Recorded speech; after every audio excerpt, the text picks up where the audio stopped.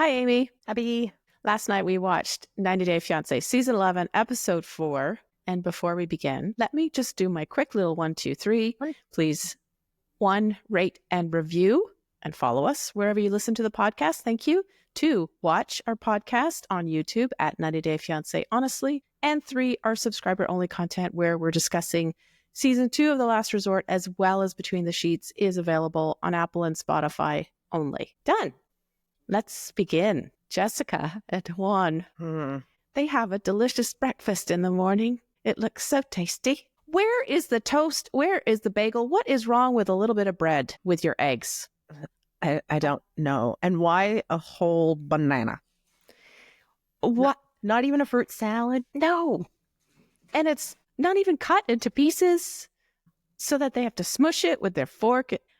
I do not understand. Banana hands in bed. Mm-hmm. It's sweet that she makes me a breakfast. I was just completely flummoxed at the egg and banana breakfast, which I've never been the recipient of before. Well, be grateful. And, when she was talking about how he likes his eggs, not completely cooked, it reminded me of your deliciously perfect eggs. Thank you. You've taught me to make them. They're laborious and use a lot of butter, but oh my God, they're so good. I think that's what he wants, and that's clearly not what he would have got. No, I don't think so. She was cooking them high and fast, and that's not right. But anyway, he was happy. He was happy. She was happy. Everything seems to be good. They are, in fact, alone. And I must have missed something looking down at my notes. Did they say where the kids went? What happened? Where's their baby? They went to school. I don't know where the baby is. Daycare? I don't know. Okay. Because all of a sudden there's no, and then when they went out later on in the evening, I was like, where's the baby? Where you haven't mentioned. Point. Yeah. Well, I know that the two boys spend 3 days a week with their dad. So that might have been there 3 days a week. That still doesn't account for Juan and Jessica's baby. So where is David? I don't know. Okay. Well, anyway, it is time to do the grand tour of Torrington. And in this grand tour, we are going to spot the differences, if we can, between Colombia, the beautiful country of Colombia, and Wyoming. Are there any differences? And the cruise ship. Don't forget about that. And the cruise ship, yes, of course. I don't think there are any differences, do you? No.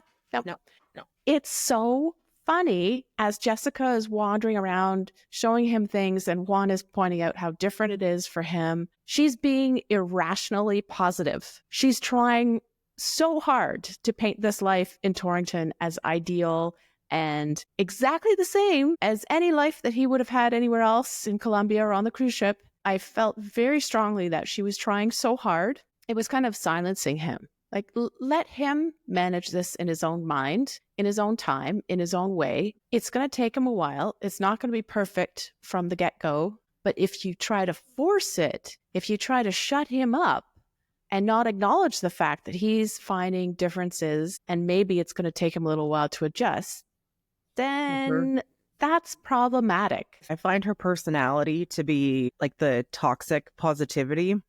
And that's reflected in her home with all of those, whatever those happy signs are everywhere. The platitudes. That was the word I was looking for. Thank you. Yeah. And here she is just like oozing it while she's showing him the one street, the main street. Like, can you just shut up and let the guy digest? Nope. She's very aggressive about it. Yep. Like, this is great and you will love it and it is good. Maybe he won't. Maybe he won't. And maybe you have to adjust to that. Maybe he will come to like it. But denying him his feelings right now is not welcoming. It's not the best attitude for trying to introduce somebody who has never lived in this kind of situation before to your culture. Give them some space. Step back a little bit. Relax. I think it's worse. When they go out? Yeah. So they go out to meet with Jessica's friends, and in particular, Megan, who has some very strong opinions of Juan, which we saw the last time that they were on the show. He's very anxious about seeing her. But again, Jessica's like, no, everything's going to be great. It's going to be fantastic. You're going to have so much fun. It's going to be wonderful. She It seems as though she really enjoys throwing him to the wolves and seeing how he reacts. I don't get the sense that she's throwing him to the wolves. I get the sense that she will not acknowledge his side of the story at all. She will not come anywhere near acknowledgement of his feelings, because that could imply that things won't be perfect. Yes. Then she would have to accept that not everything is great in Torrington and not everything is perfect in their relationship. He does have feelings that are negative. We all do. But it's like she can't allow any of that into her life. It really disturbs me. Realization that it's entirely possible that he could leave after baby trapping him. He could just leave. Yeah, I just want her to acknowledge his feelings and be an adult about it and move on. Like, there is nothing wrong with feeling scared, worried, or just not 100% happy all of the time. There's nothing wrong with that. That's healthier than being positive all the time. When they get to the bar and they're mingling together, Juan sits down with Megan and she starts asking about what she says is the alleged cheating. She just will not let this rest. Like, obviously, Juan and Jessica have put this thing to bed. They've talked about it. They've gotten over it. They've moved on. But Megan has got to insert herself in their relationship and be there to what? To chastise him if it's true, to sniff out the truth of it, because she clearly doesn't know what's true and what's not yet, but she's determined that it is true. It's none of her business. She reminded me of Ari when she was just like trying to goad him into admitting it. Whether or not it happened, she just wouldn't let it go. Like, you tell me the truth, even if it's not your truth. I want to hear what I want to hear, and I'm not going to let up until I hear it. It's very, very irritating. And the fact that Jessica just let her go on, I thought was just repulsive. You're right. I was surprised that Jessica was letting Juan sit next to Megan, knowing Megan's feelings about the situation. And she, in fact, turned away and was talking to the person on the other side of her. Yeah, why wasn't she there? Why wasn't she taking part in this discussion if she knew what Megan was going to go talk about? No, there was no support. There was no understanding. They weren't there as a team. It was just a really uncomfortable situation to watch. I felt really bad for him. I felt really bad for him too, until we get to reveal.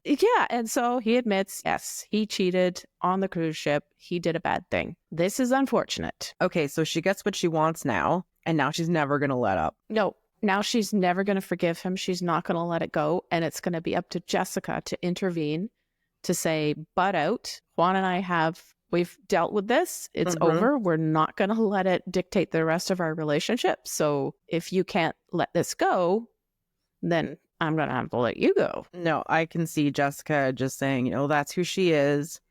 You just have to accept it. Yes. She's great. She's wonderful. Everything's great. Everything is great. You need to stop being so negative. Oh my God. I did not enjoy this part of the show at all. I'm like you. I'm annoyed with Jessica, and I feel really badly for Juan, because I think he could actually make a go of it if he was given the correct mental space to be allowed to just be himself. The support. Yeah. But there is none. Not at the moment. Maybe later. Anyway, we leave the conversation hanging at this very, very delicate spot where he's just admitted and mouths are open, but Jessica's just like, me? I don't care. Who knows what's going to happen next? Do you have any other notes on this couple? Jessica is becoming more and more insufferable the longer she's on the show. I am not looking forward to seeing their future. This is... it's just a dislike. Okay, moving on. Gregory and Joan, who are waking up in bed together the night. They wake up at night. Let's try that again. They wake up in the morning, and it's the first day that she's spending in the U.S. It makes me really happy to see that they're waking up in bed together. They're not doing what Mom had said with different rooms. And meanwhile, Mom is out in the yard cutting the grass while they're lazing there, which I thought was another great sign of how mature Greg is, that he sleeps in like a teenager and lets his mom cut the grass. which he, as a perfectly able-bodied person, could do himself, given his mom is, 30 years older than him, and he has no job. I could definitely see her being like, no. You go and do your own thing. I got this. Okay. Because that's her baby boy, and how dare he do anything for himself. Anyway, Greg is hinting that perhaps his mom is going to go off to Florida soon to meet with her friends, which he would really, really like to have happen so that then he and Joan would have some privacy to enjoy each other fully. Okay, great. They would have had a lot more privacy this morning had he not opened the blinds and said hello to his mother, which triggered her to come in and make breakfast. Yes, you could have just left the window closed. Anyway, Joan wants to talk to Greg about moving out because this is definitely at the forefront of her mind right now. Less than 24 hours in. Let's get our own space away from your mom. She doesn't say that, but this is her intention. It's clear.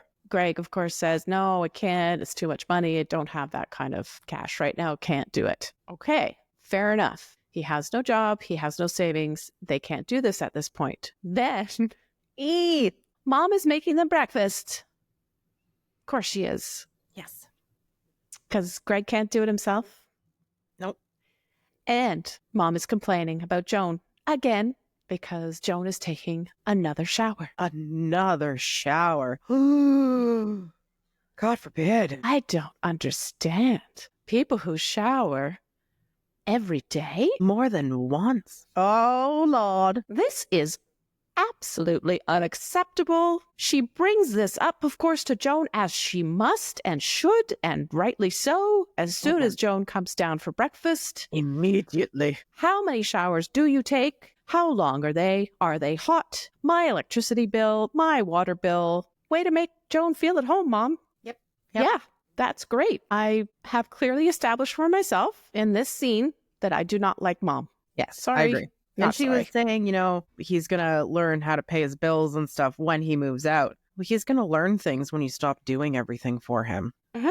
But she won't. And he is the product of her upbringing. Did I say that right? You know what I'm trying to say. Yes, you did. Yeah, she's done absolutely everything for him. And he hasn't had the opportunity to learn because she hasn't given him the opportunity. It just, I felt so bad for Joan because, she comes here with good intentions and just wants to be with Greg. And here's his mom digging and digging and digging. And I think this is going to be another, I'm going to call them the home person, the other American I am, that isn't going to stand up to the person causing the conflict. Yep. That's just who she is. Mm-hmm. Yeah, it's a really tough situation. And poor Joan. I mean, we talked about this in another episode where we said, what do you think it's going to be like for Joan when eventually Greg is out of the house working his job and she's left at home with Mom by herself? Do you think that she will be allowed to do anything in the house? Laundry, cleaning, cooking, anything, just to make herself feel useful as somebody who was employed full-time as an executive director of an NGO. I'm sure she wants to feel useful, even if she can't work a job at the moment. And we see a little bit of foreshadowing of this when they're at breakfast and Mom says to Joan, what I would like you to do is to lend a hand in keeping Greg's room tidy. That's it. Like she's 10 years old. Keep the bedroom tidy. Because she's the one that makes the mess. Joan was an independent, self-sufficient woman with a great job. And now she's being treated like a child living in this woman's house. And she has no escape because her fiancé has no job. This is so uncomfortable. I didn't like it at all. Things get worse because when Greg takes Joan grocery shopping and starts showing her just how financially savvy he really is, because he does not make a shopping list, he does not consider the prices, he just picks up whatever he likes and puts it in his shopping cart. Who's paying for this? Mom? The freedom. And his mom even made a comment earlier that, Greg doesn't do much, but there's always food in the house. She's paying for the food though, right? I would believe so. Yeah. Where is his money coming from? So he goes to the grocery store. He doesn't care what he buys, how much of it, what it costs. Just, I like it. I'm taking it home with me. Mm-hmm. Doesn't know what he's going to cook with it. Like zero adulting skills. Yeah. Purely impulsive purchasing. And I wonder how often he goes to the grocery store. Because, you do your big shop, you have your list, and I forgot to get this key ingredient. And then you go back. But then he comes home and he's like, I have so many ingredients, but I don't have enough to actually make something. So now I have to go out and buy something else because I didn't have a plan. He's probably out there every day or two. Probably. Yeah. He's probably not spending $70 every time. But her reaction to that $70, I was like, oh, if only you knew. I'm lucky if I spend under $70 when I go for my weekly grocery shop. Oh, Jesus, don't get me started. They are discussing a very important subject while at the grocery store. Greg brings up the fact that he was offered a job with the State Department of New York. As a civil servant. And he turned it down. Why did he turn it down? Why? Because this is shocking. Why would you turn down a government job? He wanted to spend lots of time with Joan. And he didn't really like the job itself. It didn't really appeal to him all that much. So he turned down this great job with good security, with probably health insurance and all the things that you would need in order to eventually rent your own apartment, buy your own house, have your own independent life. No, don't need that now. To create a life with your new fiancé. It wasn't the right job. It just didn't feel right. Grow the F up, man. I don't believe that this is a thing, but if it is, he is so incredibly immature and lacks a decent amount of intelligence. Believe it? Because I think he is just short-sighted and unexperienced enough to actually think that it was a smart choice not to take this job that he kind of sort of maybe didn't like, but he doesn't really know because he actually didn't ever do the job. He just wants to coast, and he has big dreams, which he's not willing to do the work in order to achieve. Well, everything's been given to him on a silver platter by his mom, so why would he have to work for anything? No. Anyway, in watching, I felt I was right. I was so right. These two are going to give us the juiciest, the meatiest, the most delicious little tidbits of stuff this year. They do not disappoint. It's only 4 episodes in. I think they've been in 3 of these episodes. Something like and that. Yeah, and so much material so far. Yum, yum, yum, yum. Yeah, I think it's going to be good. Mm-hmm. I'm enjoying it so far, although the meddling mother-in-law do not like. But we shall see. We shall see. Shall we read on? Yes, please. Let's go to Sean and Alliya. At last, they come back. So as a quick introduction, Sean is 62 from Los Angeles, California. Alliya is 25 from Rio de Janeiro, Brazil. Bom dia.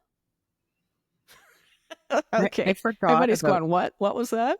I just said hello in Portuguese. I forgot about the immense age difference. Yes, it is significant. I had to rewind it just to make sure that I heard it properly. I mean, I knew she was young and I knew he was older, but I completely forgot that it was that big. So TLC does something a little different when they reintroduce this couple to us, because something very not good is happening. Something that looks like a wedding where Alliya is not showing up and Sean is storming off. And then they rewind the clock 3 months. So this is new. I mean, at least it gives us something to look forward to. Okay, but I expect, as with most things, 90 Day, that this is another false herring, red herring. It's not actually what we think it's going to be or what it's portrayed to be. We're not going to have a wedding where the bride doesn't show up, but we will eventually find out. Okay, let's go to Brazil. Alliya's trying on a wedding dress. That was a very brief scene. Then we switch to Sean at home in Hollywood. They're playing up the same storyline as we saw the last season, where Sean is missing Douglas and still adjusting to who Alliya is and how does that work for them since he has become her. Well, he was so dramatic about it because he said that the person that he fell in love with died. And yet Douglas didn't die. Douglas has emerged from his cocoon and is now this absolutely gorgeous, gorgeous woman who feels comfortable in her own skin and, for the most part, has the freedom to be who she is, who she's meant to be. But oh no, Douglas has died. No. Can't you just see it as just, Douglas becoming himself, but as Alliya? I believe that the producers are just asking Sean to play this up as much as he possibly can, because why are we still doing this? Yeah. Sean did already propose to Alliya. We know that they both want to get married. Mm-hmm. He did not propose to Douglas. He proposed to Alliya. So what? I thought him going through that memory book and seeing all the flashbacks and him talking about how, he bought Alliya her first wig and blah, blah, blah, blah, blah. Like, so you helped facilitate this transformation of her, and yet you're holding it against her. Production planted or not, it just didn't sit well with me. How about the support? How about the love? Just appreciate who your partner is. If you don't appreciate them, if you don't love them for who you are, let them go, because they deserve better. They did the same thing last year, last time they were on the show. Yeah. He looked through the scrapbook. He described how much he missed Douglas. He talked about the history and how Alliya got to where she is now and his part in that. We remember. We haven't forgotten this.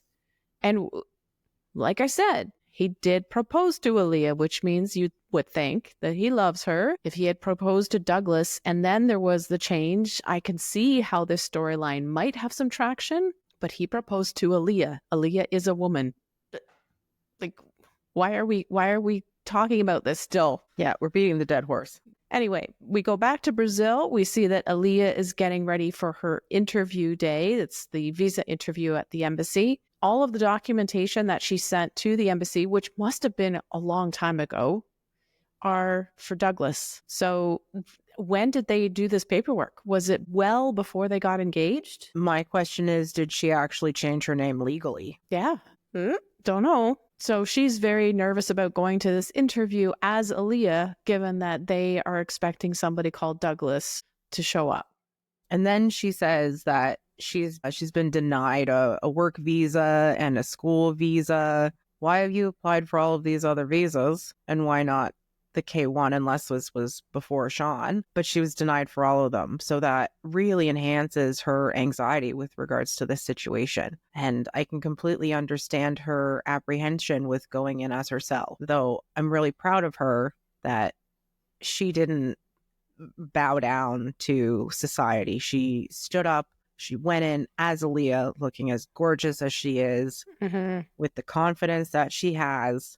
Yeah. And I really hope things work out the way that she wants them to. Agreed. Any last comments? No. There wasn't much substance for Sean and Alliya yet. She was on the beach with her best friend, and I wondered where they were because they had service on the beach with cold towels and snacks, and I thought that was phenomenal, and I thought her friend was very supportive. And I think that was my last note. Yeah, it was a beautiful beach. I wanted to ask my husband where it was because he's been there, and he would have known, but he's not at home at the moment. Shall we read on? Yes. We have Stevi and Mahdi. They go home to Hattiesburg. Yay! Mahdi comes face to face with many paintings of the boobage, the breastulas, the tatas. The female figure. Thank you. The female nude figures. Great. She can paint what she likes. I didn't find this offensive at all. The part that I found offensive was this. Mahdi meets Stevi's cat. Yes. Okay, this is the first cat that he's ever met, a domesticated cat. And when the cat first comes out, he says, "Oh, she's here. Where else is she going to be?" Anyway, please continue. The fact that he feels so disgusted by this encounter with the cat that he has to wash his hands immediately after he barely even touches the cat made me very angry. And it made me think, this is maybe not such a good thing. I hope he comes around to liking the cat, because if he ends up insisting that Stevi get rid of the cat, I will tell Stevi to get rid of Mahdi. Plain and simple. Yeah, no, I completely agree. And he made a comment like, "You promise that she's clean before he touches her?" It's a cat, man. It's a cat. Okay. I don't like it. Obviously, you and I both have cats. Obviously. And I just can't imagine living a life where my partner detests my babies. It's not even about the cat. It's more like, this is my home that I have lived in for all this time, and these are my pets, and you have the audacity to come in here and act as if my pet is disgusting. And So much so that you can't stand even having the thought of dirt or fur on your fingertips for more than a split second, and you have to go wash. It's very insulting. I agree. Anyway, going back to the art, when Mahdi sees all of these paintings of the female nudes, he starts wondering if Stevi is bisexual. Seriously? I can't. That leap. The overreaching is just please mind-blowing. I know he's from a different culture. I accept that. I understand it. It's not difficult to take that in. But come on. He's supposed to know her well enough at this point because he's going to marry her in 90 days. You would think that he understands, and they have discussed sexuality, and he would know she's an artist and she paints nudes. And those two things, sexuality and what she chooses to do as her career or part-time hobby, I don't know which it is at this point, they are separate issues and they do not have anything to do with the other. Next day is Hattiesburg tour day. We're just getting the tour of all these lovely towns. Okay, they're going to tour the town, then they're going to go have a dinner with Daddy Redneck. Stevi confesses that she withheld all of the information about Mahdi, who he was, their relationship, everything, him coming over, K-1 visa, marriage, from Daddy Redneck until the day before he actually landed in the country. So Mahdi is obviously upset by this. He recognizes and says, I've been put into a very difficult situation because you have decided to be so secretive from both your dad and from me. She lied to both of them. That's great. Yeah. Not a great start. Not a great start at all. As if he wasn't uncomfortable before. Way to give him way more anxiety than would be expected in this situation. Coming to a new country, meeting the family of your fiancé for the very first time, and they didn't even know you existed until a couple of days ago. That's harsh. Are you ready to move on? Yes, please. Okay, let's go to the throuple. Yeah, okay. So I need to make a correction. I apologize. Last week, I falsely said that Matt and Amani lived in Los Angeles. It's in fact San Diego, which means that the drive from San Diego to Tijuana is in fact a lot shorter than I had anticipated. It is only 25 minutes. Yes. 25 whole minutes. Yes. Let's take a minute to absorb that. 25. My commute to work is longer than that. Most meals take longer than 25 minutes to eat. That's very, very true. There are a number of mundane, silly activities we participate in every day that take more than 25 minutes to do. For instance, taking a shower, getting dressed, putting makeup on, drying your hair, combined, more than 25 minutes. Working out, more than 25 minutes. As I said, having a meal, maybe vacuuming the house, more than 25 minutes. Yep. And yet, grocery shopping. We can do all of these activities every day. However, for this couple/throuple, it has taken them 6 weeks to drive 25 minutes. What? Such a big deal. This is just so ridiculous. Are you so devoted to your girlfriend that you have driven a full 25 minutes for the first time in 6 whole weeks, and we're supposed to believe you? I'm sorry. What? And then it also begs the question, why hasn't she just come over the border? Is there something stopping her from making the drive herself? Amy. Yes. Have I not made it clear? It is a 25-minute journey. Oh, God. God. Right. Not many people could actually do this and withstand the pressures. I am being unreasonable. Yep. Let's keep going. They all meet together finally at this Day of the Dead celebration in the street. Looks like a lot of fun, actually, I have to say. Agree. The first ones to kiss are Ani and Amani. Interesting. Just a note. I was like, does this mean something? Is this an indication of how things stand in the couple, that the two women kiss first? Is their relationship stronger? Perhaps. Speculation. Anyway, they go back to the hotel right away, where Amani gives Ani a bunch of lingerie. So, as if it wasn't already abundantly clear, it should be now. This relationship is all about sex, nothing more. Amani was saying that, they don't tell a lot of people about their throuple situation because everyone thinks it's all completely sexualized. And yet they don't go out for a drink. They don't go out for dinner. They don't spend time with each other. They go straight to the hotel, lingerie, champagne, bed. Yes. But it's not sexualized at all. And while they're out in public, and I found this interesting because while you were saying they don't tend to talk about it with people because it's awkward, you guys are displaying it in full public mode to everybody. You're all kissing each other. There's hand holding in every which way. There's people grabbing ass. He was grabbing both of their asses. Like, it's clear what you guys are up to everybody who's around you. And yet you're saying, oh, well, nobody understands, so we don't really talk about it. And yet they tell these two random strangers. Yeah. The two strangers who are like, what the frick? The guy's like, what? And then Matt's like, yeah, you could have two. And he was like, he looks at his wife and he's like, no, thank you. No. Okay, that's all I want to say about them because they're just boring. I just want to make one comment. So they complain about being overly sexualized with their throupleism. And yet, has anyone from either side met anyone's children's? Have the kids met? No. But, they're so worried about how she's going to enmesh herself in their lives. What about her life? What about hers? What about her kids? We always say this. What about the children? No one seems to care. This show is not about children, Amy. It's about adults doing adult things. Forget about the children. They don't matter. Let's read on. All right. Mark and Mina. Well, Mina is still mad. She real mad.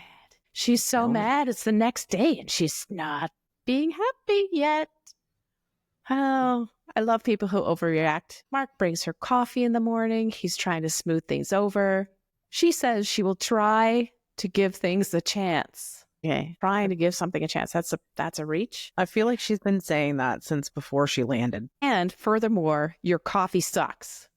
Like, thanks. She brought you coffee. You could at least say, hey, thank you. Thanks for the coffee. Not just, come on. She's always got to complain about something. Even if the coffee was that bad, thanks. Maybe we should go shopping for some better beans. Something positive. I would love to show you how we make coffee in France. Yes, but even better. Even better. Okay.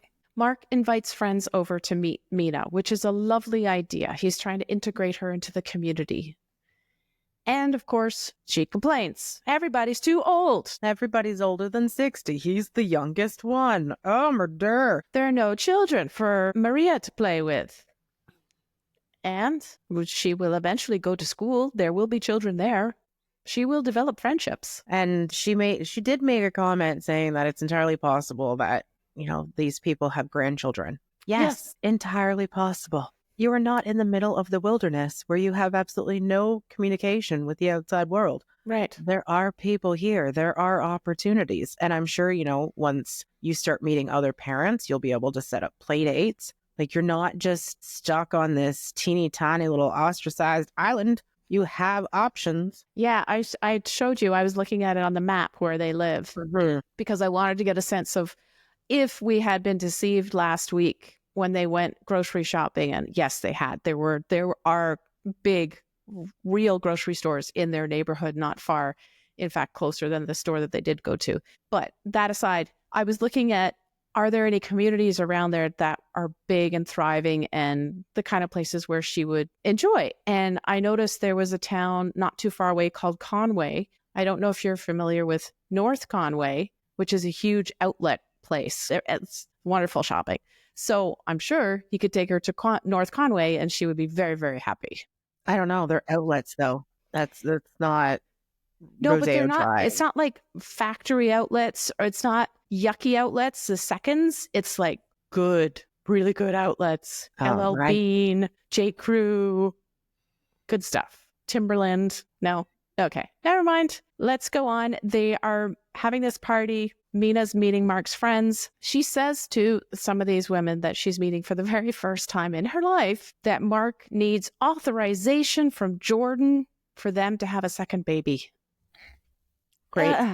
Ouch. What a phenomenal conversation to have with these neighbors that you've just met. This seems like a massive exaggeration. Mm-hmm. We've already seen from the few times that we've met Mina that she does tend to catastrophize. She likes to be overly dramatic about things. So I think the truth is very likely far away from this statement that Mark has to get permission or authorization from his daughter. But he didn't need her permission to have the first one. So why is she now taking the stance that she needs his permission for the second one? Does she not realize that it's just autonomy for two adults? No, I guess not. But the first one was definitely a whoopsie. So, of course, Jordan wouldn't have had any... He wouldn't have had any say in that. But now that they are planning to have more children, she can, I guess, have an opinion on the matter. She sounds vindictive and spiteful, just so incredibly negative. Like, there's already a wedge in their relationship based on their fight from the night before that she, still woke up angry due to. And now she's just kicking the wedge in harder. Like, how do you think that your relationship is going to develop, grow, become stronger when you're speaking so negatively about him to the entire community? Maybe not the entire community, but to his friends in the community. And also, how does that look on you? Yeah, she doesn't realize it. She really doesn't. No, she has no capacity to see herself from the outside. Not at all. No self-awareness, no integrity, nothing. The next day, Mark has this wonderful plan. He's going to take Mina and Maria hiking somewhere absolutely beautiful. He's going to bring a picnic. Mina could not care less. She's not a nature person. She doesn't give a flying frog about this beautiful setting, about this wonderful opportunity to be outside, to learn about her community, to enjoy the natural landscape around her. So they get to this beauty spot. They start having their picnic, and Mark tries to talk about Jordan again, in response to which Mina says, "Oh, I'd rather she didn't come to my wedding." My wedding. Not our wedding, my wedding. Ouch. Seriously? You want to uninvite your husband's daughter, who he loves and she loves him? It's not like they have an acrimonious relationship, that they've treated each other really badly. They've had a great relationship. They're very close, and you want to exclude her? Ouch. Anyway, Mark's hoped for solution is that Mina and Jordan need to talk. Jordan needs reassurance.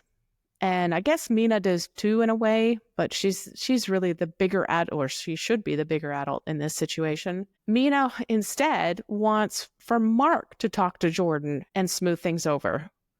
Like, what do you think? Do you think that Mina should be talking to Jordan and helping things that way? Or do you think that Mark should smooth things over with Jordan on Mina's behalf? Well, I'm not really sure Jordan's done anything wrong for Mark to have to intervene. I think Mina is just being completely insufferable, and she needs to develop a relationship with Jordan. I think this is all on her. If Jordan was the one causing the strife, then yes, Mark should be talking to her. However, it's Mina, and Mina needs to get her stuff together. Like, if she wants this relationship to succeed, to thrive, she's going to have to make some concessions. And if that means having a couple conversations, putting your tail between your legs and going to have a conversation with her, maybe a couple conversations, just try to be nice and create some sort of civility between her and Jordan, that would be her best bet to succeed. But instead, nothing's ever her fault. It's always somebody else. How convenient. Yeah. So Mark has to deal with it, but we all know that Mark's not going to do anything about it. Mina does agree. She says she will go and talk to Jordan. So that is good. That's encouraging. Somewhat. I'm not so certain that it's going to go well, that it will end well, but at least she is taking the step of acknowledging that she will talk to Jordan, and maybe she's doing it for Mark, which is nice. I don't see this going well. Based on what we've seen from Mina already, she's very combative, vindictive, spiteful. I can't see her showing up to this meeting with Jordan with good intentions in her heart. I can see her just coming out with guns blazing, blaming Jordan for everything. Well, just blaming literally everyone except for herself. I think she's going to approach it with a great deal of suspicion. I don't think she's going to be aggressive at the outset. I think she will get there, definitely. But I think she's going to start off being extremely suspicious, and that'll cause Jordan to go on the defensive, and then things will spiral out of control from there. I guess we'll see. I mean, that's assuming she shows up, and if she shows up on time. Yes. We know she does have a little bit of a problem with punctuality. Yes. All right. We didn't see anything of Shekinah and Sarper this week. Next week, we will see those two, and we will see them with the house cow. The house cow. I put that all in caps. House cow. I can't wait. Also, next week, Alliya will get the results from her visa interview. Juan explains himself to Megan. Okay. Mahdi gets introduced. But what? But Juan explains himself to Megan, and then Megan drops a bomb about Jessica's ex-boyfriend. And Juan and Jessica are like, wait, what? Yeah, what? But we don't know what the bomb is. Nah, I'd like to think that Jessica cheated as well. Maybe. She is not as perfect as she would like to purport. Anyway, sorry. Please continue. Mahdi gets introduced to Stevi's family, including Daddy Redneck. The throuple gets into trouble/hot water. Jordan meets up with Mina, and unfortunately, Mina is not acting like an adult. Of course. House please. Final notes? House cow. Can't wait. I'm really excited for the house cow. And just based on just the tiny clip that we've seen, how excited Sarper is, I'm like, I feel like his reaction is reflective of what ours would be. So I'm really excited to see that. I'm also looking forward to seeing, I know I said I didn't want to hear anything more about, I'm just going to call her Jessica, because yes is so positive. Jessica. I want to know what this stuff is with her ex-boyfriend, and I want to know if that's going to lead Juan to leave. Maybe. What about you? House cow. That's all I have to say. But I do have one more thing. So when Mark was introducing Mina to all of his neighbors, he had the one come over who had her own martini. And I was like, okay, I can appreciate that. And then she was telling Mina, in the community, they cook, they garden, they crochet, and she drinks martinis. And I feel like I would absolutely thrive in that community. I love all of those things. Throw in music and then we're good.